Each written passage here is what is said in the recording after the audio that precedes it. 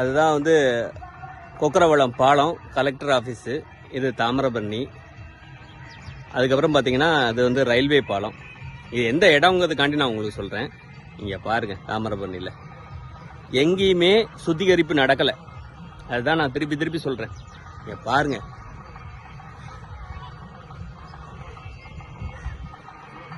இது ஒரு ஏரியா கிட்டத்தட்ட ஒரு 15 சென்டாவது இருக்கும்.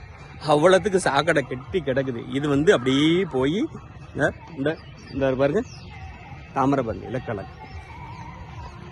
இவங்க என்ன செஞ்சிட்டாங்கன்னா, புதுசாக ஒரு ஐடியானா, முந்தி அந்த நடபாதை நேராக வர்ற நடபாதையில் மக்கள் குளிக்கிற பாதையில் அந்த சாக்கடை வந்துருந்தது.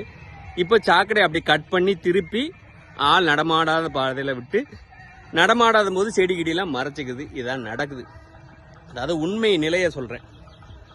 அதுதான் உங்களுக்கு, நீங்கள் இதை பார்த்து இது ஒரு ஆவண முடிவு எடுக்கணும். இப்போ பாருங்கள், செடியெல்லாம் மறைச்சாச்சு, உங்களுக்கு சாக்கடையே தெரியாது. இங்கே பாருங்கள், இந்த ஏரியாவில் நீங்கள் எப்படி கண்டுபிடிப்பீங்க? அப்படி வந்து அப்படி உள்ளே வந்தால் தான் சாக்கடையே தெரியும். அந்த மாதிரி பண்ணிட்டாங்க. மாநகராட்சி நிர்வாகத்துக்கு பண்ணுறேன். இது தொடர்ச்சியாக மக்கள் இங்கெல்லாம் வந்து நான் குளிச்சிருக்கேன் சின்ன பிள்ளையில். ஃபுல்லாக ஆயிரக்கணக்கான மக்கள் குளித்தாங்க. இன்னைக்கு வந்து குளித்தவங்களுக்கெல்லாம் சொறி வருது. இதெல்லாம் பொய் இல்லை, இதில் ஏற்கனவே பேப்பர்லாம் வந்திருக்குது. நான் எந்த புதிய தகவல்களையும் சொல்லலை.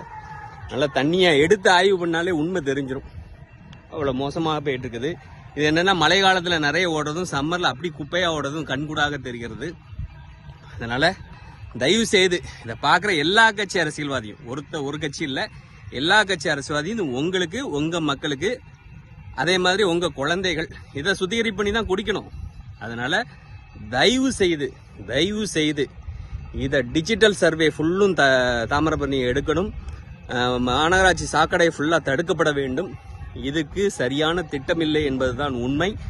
அதனால் இதுக்கு உடனே நடவடிக்கை எடுக்கணும்னு வேண்டி விரும்பி பாதம் தொட்டு கேட்டுக்கிறேன். இதை பார்க்குறதெல்லாம் கடந்து போகாதீங்க. உங்களால் முடிஞ்ச ஒரு 1000 பேருக்கு அனுப்புங்க. உங்களுக்கு தெரிஞ்ச அரசியல்வாதி, உங்களுக்கு தெரிஞ்ச கலெக்டர், உங்களுக்கு தெரிஞ்ச எம்எல்ஏ, உங்களுக்கு தெரிஞ்ச சிஎம்க்கு அனுப்புங்க. தவறுக்கு இல்லை, எல்லாத்தையும் கெஞ்சி கேட்டுக்கிறேன். இந்த தாமிரபரணியை மீட்கலாம் பாலைவனமாக போயிடும். நான் கத்துறேன், கதறேன். உங்கள் காலை தொட்டு வேணா நான் கேட்டுக்கிறேன். தயவுசெய்து தாமிரபரணியை காப்பாற்றுங்க.